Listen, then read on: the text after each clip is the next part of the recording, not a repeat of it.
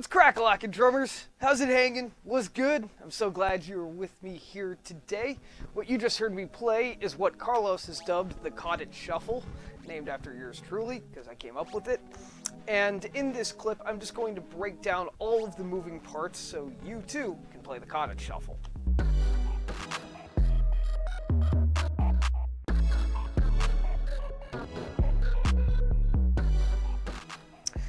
So let's start with the left hand.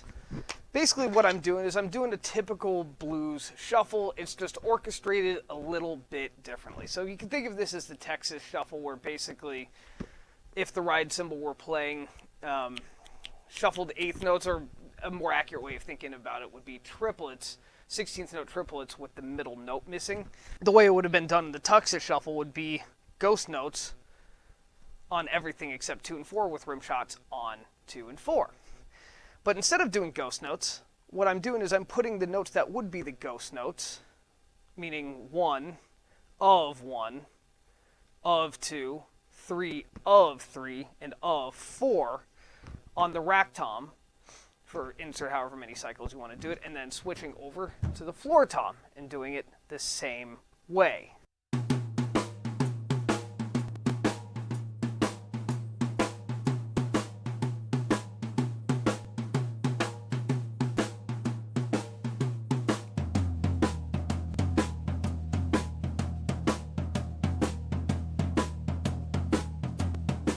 Okay, now let's talk about what the right hand is doing. So in this case, what I'm doing is I'm playing quarter notes on the ride cymbal, and then on that missing note, that missing middle note of the eighth note triplet that gives it a shuffle feel, that's where I'm coming down with the right hand and playing a little dragged ghost note. So basically, the drag would be subdivided as 32nd notes, since we're playing in 16th note triplets. So on and so forth. So it's downbeat is on the ride cymbal, and then the and would be the dragged ghost note.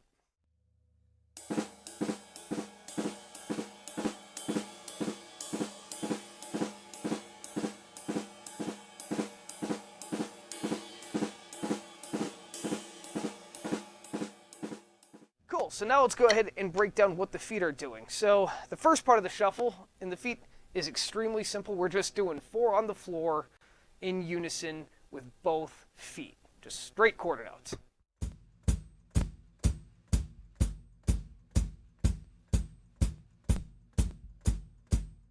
And then when I step into that kind of time-bending feel a bit, what's happening is the left foot on the hi-hat still continues to play quarter notes, and then I shift the bass drum to ands and uhs in the context of straight 16th notes, like 1 E and a, 2 E and a, 3 E and a, 4 E and a.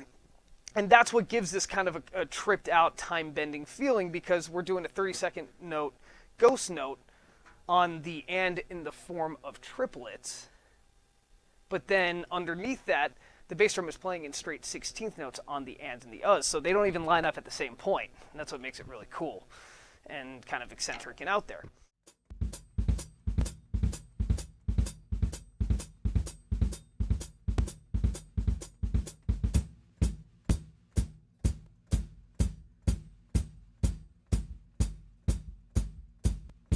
Okay, so now what I'm going to do is I'm going to break down each two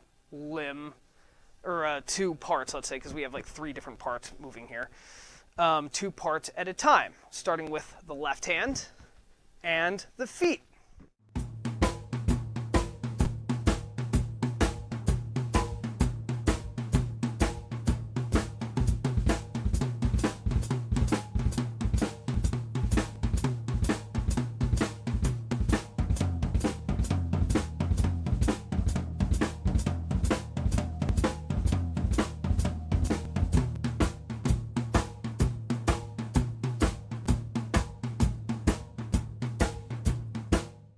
And now we're going to do the right hand and the feet.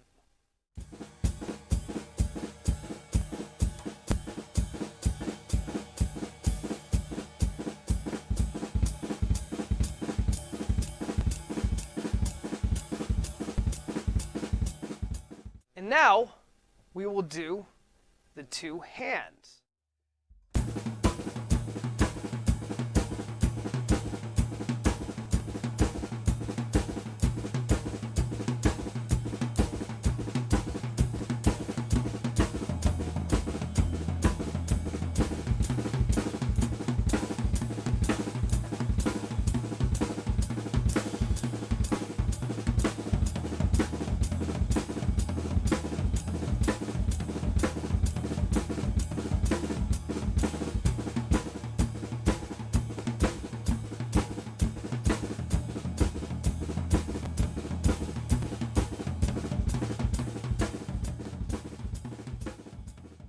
Thanks so much for joining me on this little tutorial.